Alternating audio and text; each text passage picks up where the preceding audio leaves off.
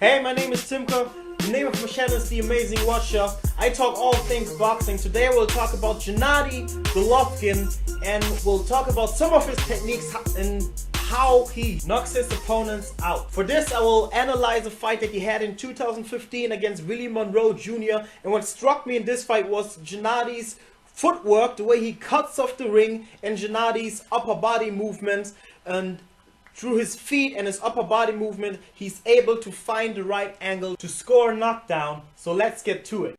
Gennady is cutting off the ring to get his opponents in his punching range. And whenever Monroe is trying to step to the left or to the right, Gennady is stalking him to get to him. You see Monroe trying to step to the right and Gennady cutting him off while he steps to the left.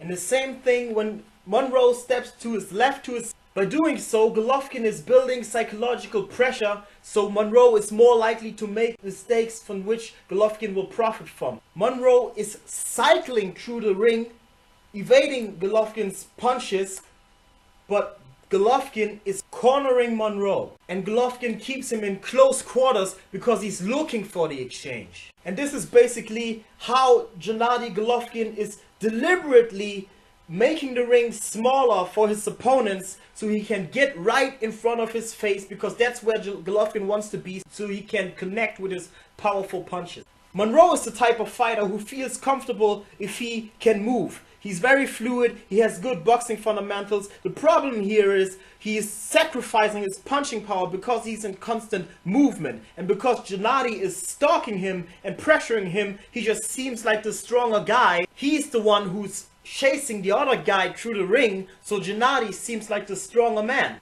Monroe is a very good boxer, which makes it even more impressive, which I will show right now, that Gennady is still able to corner him even though this man is moving so quickly. Monroe is trying to get away, but Gennady is ever the hunter, trying to catch his prey.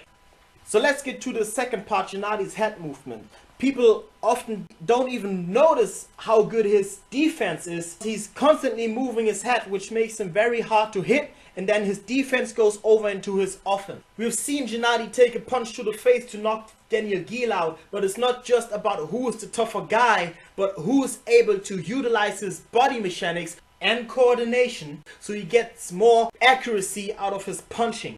Watch Gennady here as he makes Monroe miss. He's very subtle with his movements, but the way he's moving his head, he makes Monroe miss, and it takes a lot of energy to hit nothing but air, so he's also tiring Monroe down bit by bit. So what I see beginners do very often, they telegraph their punches. They pull their fists behind their heads in the Superman kind of way. But what I see Gennady do very often, he puts his feet into position, and while he's moving his upper body and while he's moving his head to the left and the right, he keeps his opponent guessing, but eventually he will come out swinging. He's just getting himself into position and looking for the right angle. And this is how he brings in those power punches without telegraphing them. So let's look at this in detail. This is a defensive maneuver, but because he is positioning himself in the right way, he can turn it into an attack.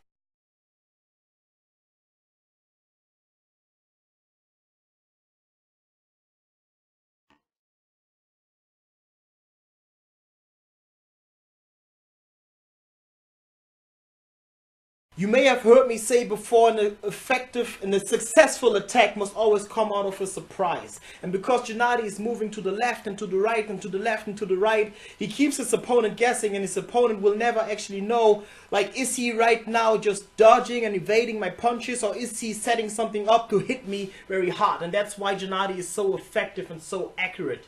And it makes it very easy for Gennady to transition into attack, but at the same time be able to stay out of harm's way if he chooses to. And Gennady is always in punching range. So he is stalking Monroe, and Monroe is not hitting him with anything serious, because Monroe, yes, he's very mobile, but because he's standing on his back foot, he's not hitting Gennady with anything serious. Thus, he's not able to stop his momentum. So Gennady is winning those rounds because he is stepping in and his punches just have more effect. So it's a nightmare for his opponents because he's moving his head, not getting hit. He's stalking his opponent, building psychological pressure, and he's stepping in, so his punches are those kind of punches which will land on the judge's scorecard, because this is pro boxing and you must commit and must have an effect on your opponent. The punches Monroe's are throwing are not impressing Gennady, are not impressing the judges, and to stop a fighter like him, you must throw the kitchen sink at him to impress him and to stop his momentum. But Gennady is not impressed by his punches, so he's cutting off the ring, stalking his opponent, cornering him, closing the distance, using his head movements, finding the right angle to deliver his knockout punch. And there you go.